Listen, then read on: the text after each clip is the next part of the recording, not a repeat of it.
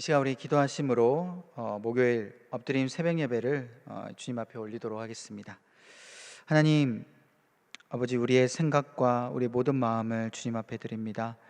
이 무더운 날씨 가운데 새벽을 깨워주셔서 하나님 앞에 거룩한 마음으로 또 하나님의 그 존전을 붙드는 마음으로 나와왔사오니 우리의 엎드리는 심령들 가운데 찾아와 주시고 마음에 역사하여 주옵소서.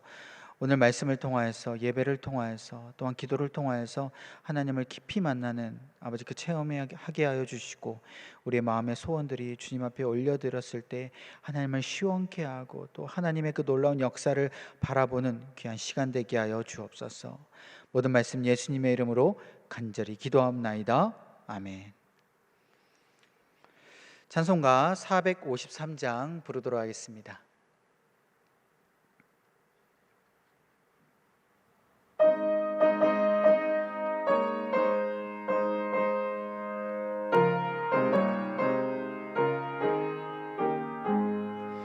예수도 알기 원하네. 크고도 넓은 은혜와 대속해 주신 사랑을 간절히 알기 원하네.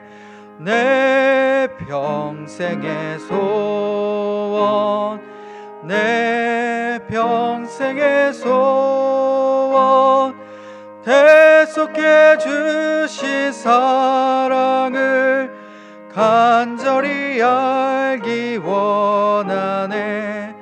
성령이 스승되셔서 진리를 가르치시고 거룩한 뜻을 깨달아 예수를 알게 하소서.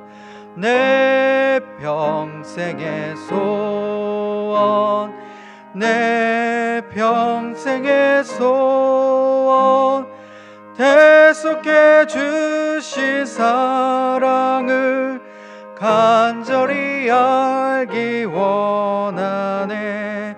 성령의 감화 받아서 하나님 말씀 배우니 그 말씀 한 절 한 절이 내 맘에 교훈 되도다. 내 평생의 소원, 내 평생의 소원, 대속해 주신 사랑을 간절히 알기 원하네. 예수가 계신 보좌는 영광에 둘려 있도다. 평화의 왕이 오시니 그 나라 왕성하도다. 내 평생의 소원, 내 평생의 소원, 대속해 주신 사랑을 간절히 알기 원하네. 아멘. 오늘 하나님께서 우리에게 주시는 말씀은 시편 19편 1절에서 14절까지 말씀입니다. 시편 19편 1절에서 14절까지 말씀 제가 봉독하도록 하겠습니다. 하늘이 하나님의 영광을 선포하고 궁창이 그의 손으로 하신 일을 나타내는도다. 날은 날에게 말하고 밤은 밤에게 지식을 전하니 언어도 없고 말씀도 없으며 들리는 소리도 없으나 그의 소리가 온 땅에 통하고 그의 말씀이 세상 끝까지 이르도다. 하나님이 해를 위하여 하늘의 장막을 베푸셨도다.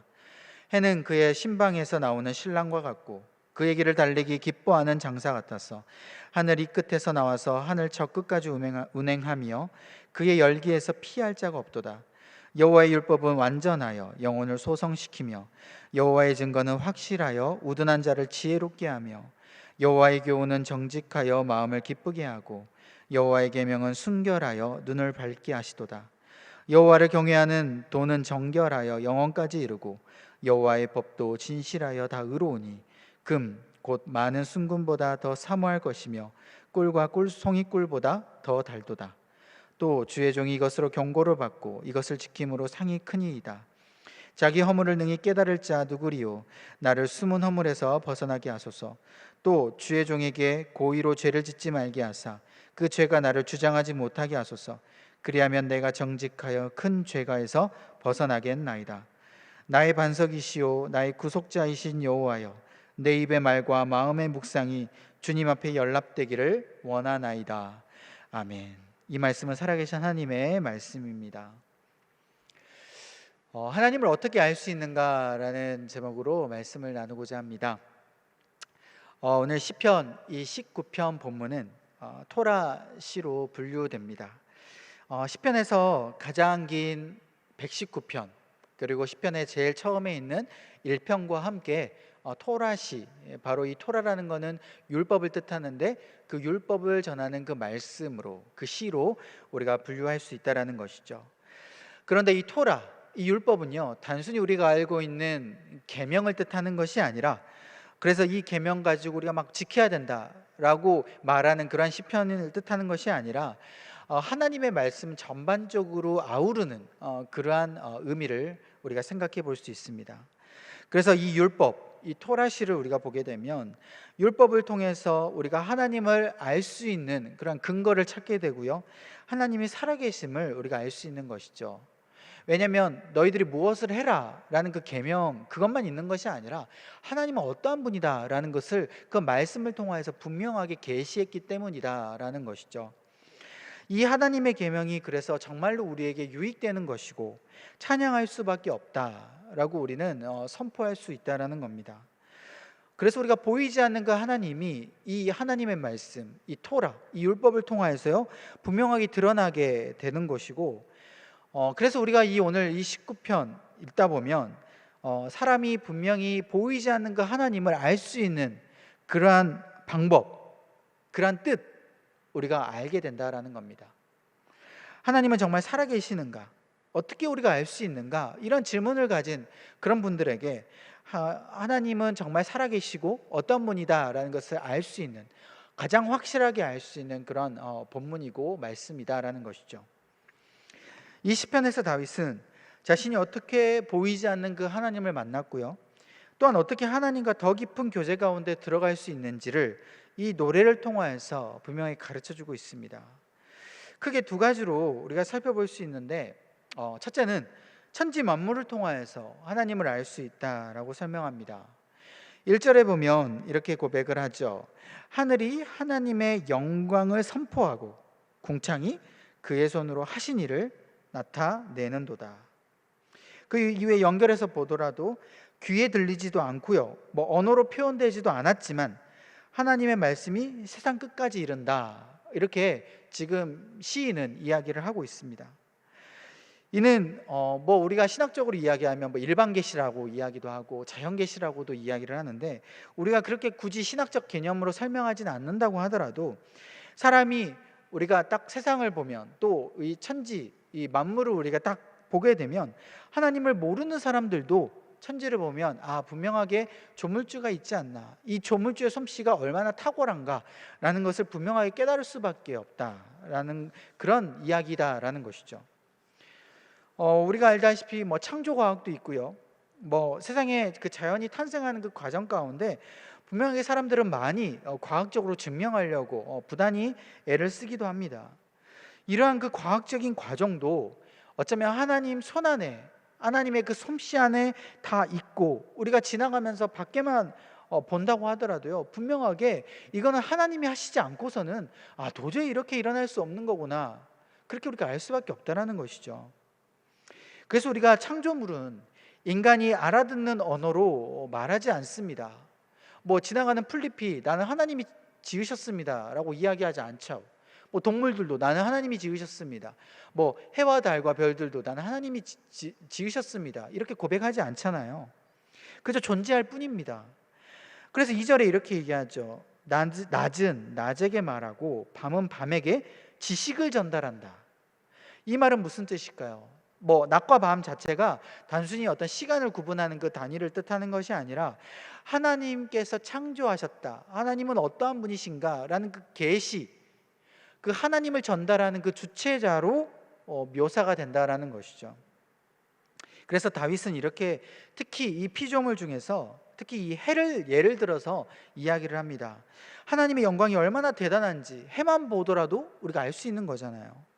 그래서 하나님이 분명하게 해를 지으셨는데 해에게 찬란한 영광과 그런 강력한 그 힘을 주셔서 온 하늘이 그 열기로 가득한 것처럼 온 세상에 그 하나님의 영광이 가득하다, 저 해를 보면 하나님의 영광이 온 세상에 충만하다라고 분명하게 이야기를 해주고 있는 겁니다.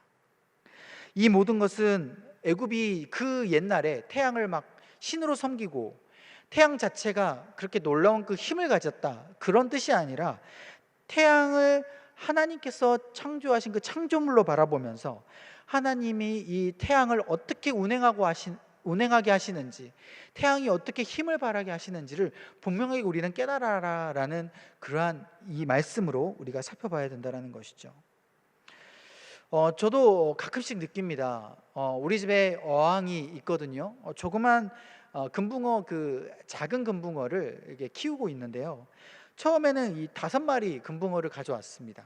그런데 얘들이 번식력이 굉장히 뛰어나더라고요. 얼마 안 있다가 벌써 새끼를 막 베가지고 지금은 얼마 되지도 않았는데 새끼가 벌써 10마리가 되는 거예요. 그래서 한 어항이 이제 조그마니까 이제 같이 둘 수가 없어서 조그만 또 어항을 따로 만들어서 이제 새끼들을 또 옮겨서 그렇게 지금 키우고 있습니다. 이런 생명의 이 신비, 이 조그만 금붕어만 본다고 하더라도요, 하나님의 그 창조의 그 신비를 우리가 깨달을 수 있다는 것이죠. 우리가 매일 접하는 이 세상 만물이 우리에게는 너무나 익숙합니다.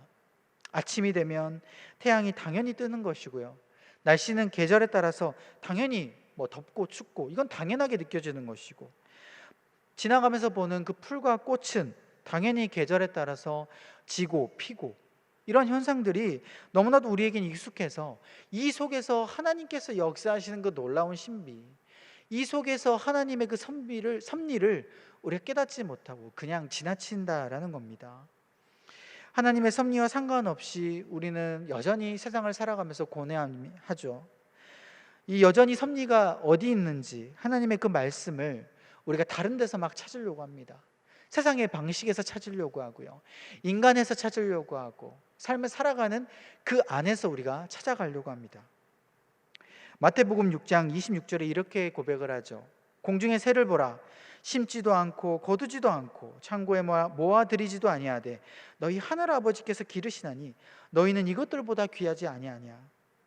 30절에도 이렇게 고백해요. 오늘 있다가 내일 아궁이에 던져지는 들풀도 하나님이 이렇게 입히시거든 하물며 너희일까 보냐, 믿음이 작은 자들아. 욥에게도 하나님은 말씀하셨습니다. 욥이 왜 도대체 나에게 이런 고난을 주셨는지를 깨닫지 못하는 그 상황 가운데 하나님이 나타나셔서 이야기하죠. 욥, 너가 하늘의 해와 달과 별들이 어떻게 움직이는지 너가 알 수 있느냐? 세상에 많은 동물들이 어떻게 창조되었고 그 동물들이 어떻게 생활하며 어떻게 먹고 자는지 너가 다 알 수 있느냐? 그런 질문 가운데 욥은 대답하지 못하죠. 그래서 욥이 대답합니다. 하나님, 제가 이제까지는 하나님을 다 안다고 생각했는데 제가 이제야 보니 이제까지 하나님을 아는 것은 이제까지는 귀로만 들었는데 이제부터는 하나님을 눈으로 배웁나이다. 진정으로 하나님이 어떠한 분이신지를 제가 이 질문 앞에서 이 세상 천지 만물 가운데 있어서 그 섭리를 깨닫습니다 라는 그런 고백을 하게 되는 것이죠. 여러분, 우리의 믿음의 지평이 이 창조세계 가운데 하나님의 그 섭리를 날마다 발견하고 그 발견함 가운데 이 지평이 넓어지기를 간절히 소망합니다. 우리의 믿음의 그 지평이 좁아지면요, 우리가 보는 그 삶의 방식밖에 보이지 않고 이 삶의 그 자리밖에 보이지 않는 것이죠. 하나님이 어떻게 이 삶에 섭리하시는지를 우리가 깨닫기 어렵다는 겁니다. 두 번째는 이 기록된 말씀을 통하여서 우리가 하나님을 알 수가 있습니다. 다윗은 이 천지 만물을 통하여서 하나님의 계시가 분명하고 그 천지 만물 가운데 하나님을 알 수 있지만 이 다윗은 하나님의 영광보다 더 확실하게 알려주는 것이 분명히 있다 그것은 바로 말씀이다 라고 알려주는 것이죠. 이 말씀, 이 여호와의 율법, 이 증거, 계명, 이것을 우리가 생각해 볼 수 있는데, 이러한 단어들을 반복해 가면서 이 하나님의 말씀은 온전하고 완전하다라고 다윗은 선포하고 있습니다. 분명하게 천하 만물 가운데 하나님은 알 수 있지만, 이 천하 만물보다도 오히려 하나님께서 기록해서 주시는 이 말씀을 통하여서요, 우리가 하나님을 아는 것이 훨씬 더 명확하다. 그래서 우리는 이 말씀을 더 순금처럼 정금처럼 더 사모해야 된다라고 이야기를 하는 것이죠. 이 율법이야말로 정직하고 우리를 정결하게 만드는 그런 놀라운 힘이 있다라는 겁니다. 왜냐? 이 말씀이 바로 하나님의 뜻이 분명하게 있기 때문에 우리가 그 말씀을 듣는 우리 마음 가운데 불순물이 사라지고 우리 가운데 계속 정결하게 되는 그 놀라운 이 자정 능력이 생긴다라는 것이죠. 사실 우리 인간의 죄성 때문에 우리가 천지 만물을 통하여서 하나님의 그 계시, 하나님의 어떤 분인가 그 섭리를 분명하게 보여주셨음에도 불구하고요, 우리는 성령님을 통하지 않고서는 하나님의 어떠신 분인지를 우리가 잘 깨닫지 못합니다. 우리의 눈을 닫아버리고 우리 귀를 닫아버리고 우리가 보고자 하는 것만 보려고 하는 것이죠. 그래서 하나님은 확실히 더 이상 반박하지 못하도록 말씀을 분명하게 확실하게 주셨다는 겁니다. 이 말씀 가운데 하나님의 뜻이 들어있는 거고, 너희들 이 말씀만 보면 다 할 수 있게끔 내가 이렇게 주노라 라고 하나님께서 이렇게 주시는 것이죠. 그래서 하나님에 대해서 눈과 귀를 닫아버리려고 하는 그 사람들에게 이 기록된 말씀은 요새 말로요, 빼박입니다.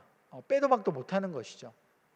분명하게 말씀하셨으니까 우리가 그렇게 말씀을 지키지 않으면, 그 말씀을 우리가 깨닫지 못하면 우리 가운데 축복이 아닌 저주와 심판이 있음을 분명하게 이야기를 하고 있다는 겁니다. 하나님을 믿는 우리도 말씀이 안 들어올 때가 있죠. 기본적으로 머리로는 알고 있지만 우리 가슴 가운데 하나님의 말씀에 대한 진정한 믿음이 자꾸 사그라들기 때문입니다. 이 말씀은 하나님이 분명히 이루실 것이고 영원한 생명을 주시기 때문에 우리가 이 말씀을 당연히 사모해야 된다는 것이죠. 우리가 이것을 사모하고 기억할 때 말씀이 진짜 내 말씀이 되고, 그 말씀을 보면서 하나님의 뜻을 깨닫는 그 영안이 우리가 열리게 됩니다. 이 영안이 열리지 않으면 말씀이 들어오지 않는 것이죠. 이러한 하나님의 창조 세계와 계시를 온전히 드러내는 그 말씀, 그것을 다윗은 분명히 깨달았습니다. 그래서 자신의 개인의 그 고백을 깨닫는 그 이유에 드리게 됩니다. 하나님을 향한 그 기도에서 자신이 어떻게 해야 되는지를 하나님 앞에 간절히 바라는 것이죠. 11절 이렇게 이야기합니다. 또 주의 종이 이것으로 경고받고 이것을 지킴으로 상이 크니이다. 자신이 이 말씀 가운데 또 천지 만물 가운데 하나님의 섭리와 그 뜻을 있음을 분명히 깨닫고 나서 보니, 내가 이 토라, 이 말씀을 분명하게 지켜야 되겠구나. 이것을 지키지 않으면 경고를 받는 것이고 이거를 지키게 되면 축복을 받는 것이구나. 이 동전의 양면선처럼 지키면 경고, 지키지 않으면 보상, 이 축복이라는 것을 이 다윗은 깨닫게 된다는 것이죠. 여러분, 경고, 이 심판은 어떤 것일까요? 당연히 내가 하나님의 섭리를 깨닫지 못했을 때, 이 말씀을 무시했을 때 내가 축복이 오지 않는 그러한 경고겠죠. 보상, 축복은 당연히 우리가 이 말씀을 그대로 지켰을 때에 하나님은 그 놀라우신 그 뜻대로 이 축복을 주시고 우리에게 계속해서 새로운 생명이, 영원한 생명이 우리에게 있다라는 겁니다. 다윗은 이 경고를 알고 또 축복을 알기에 고백합니다. 12절, 나의 숨은 허물에서 벗어나게 하소서. 또 고의로 죄를 짓지 않게 해달라고 또 고백을 하게 됩니다. 그 죄가 나를 주장하지 못하도록 해달라는 것이죠. 이것은 자신이 그 죄를 지어서 하나님께 반역하지 않는 것에 우선순위를 지금 두고 있다는 겁니다. 내가 분명하게 하나님의 말씀대로 살아가는 그 축복된 인생을 꾸고 있다는 것이죠. 여러분, 이러한 고백은 내가 진정으로 하나님의 말씀을 깨닫고 하나님의 섭리 가운데 나를 비추었을 때 나올 수밖에 없는 고백입니다. 내가 하나님의 말씀을 비추지 않으면, 하나님, 내 죄가 나를 주장하지 못하게 해주세요, 내 죄가 나를 인도하지 못하게 해주세요, 이런 고백이 쉽게 안 나오는 거예요. 왜? 잊어버리기 때문에. 죄가 나를 그냥 인도하도록 내가 그냥 그렇게 놔둬버리는 겁니다. 여러분, 우리가 그래서 설교를 들을 때 또 말씀을 들을 때, 또 찬양 가운데 주시는 하나님의 그 말씀이 깨달아질 때에 우리의 죄를 고백하게 되는 것이죠. 그래서 우리가 하나님의 말씀을 그렇게 붙잡으려고 노력하는 것이 아니겠습니까? 진정으로 내가 바라는 삶이 무엇인가? 내 삶에 하나님의 말씀이 우선순위이고 하나님을 그 바라는 삶이 정말 그 최고의 삶이라는 것을 우리가 진정으로 원한다면 우리는 그 말씀을 통해서 하나님을 더 알길 원하고 그 죄가 우리를 주장하지 못하도록 우리가 말씀에 비출 수밖에 없다라는 것이죠. 이것은 머리로는 다 알고 있지만 내가 그러한 삶을 진정으로 바랬을 때 우리가 다윗처럼 그러한 간절한 기도와 삶이 되는 것입니다. 어제도 말씀드렸지만 이 말씀은요, 우리에게 영적 싸움이 되는 거예요. 이 영적 싸움에서 사단은 우리를 그냥 교회 못 가도록 그런 막으려고 하는 그런 방법은 이제 쓰지 않습니다. 코로나 시대도 분명하게 마찬가지지만 이미 비대면이 돼서 우리는 교회 오지 못하지 않습니까? 교회에 오지 못하는 그 상황 가운데 이제는 사단이 우리에게 어떤 방법을 쓰냐면 합리화를 시키는 거예요. 그래, 온라인 예배니까 너 좀 편안하게 들어도 돼. 너 온라인 그렇게 말씀을 들으니까 그냥 쉽게 그냥 받아들여. 그냥 잊어버려. 그 말씀 들어봐야 너에게 무슨 소용이 있는지. 그런 합리화를 시키면서 우리에게 하나님께 관심이 없는 삶으로, 그 섭리와 말씀에 궁금해하지 않는 그런 삶으로 사단은 우리에게 자꾸 유혹하고 우리의 마음을 계속 하나님을 떠나도록 만들다라는 것이죠. 사랑하는 성도 여러분, 우리가 하나님을 깨닫는 것을 진정으로 우선순위로 삼길 소망합니다. 세상을 보면서도 보이지 않는 그 하나님을 발견하는 그런 우리의 영안이 깨어지는 우리의 믿음 되기를 소망하고요.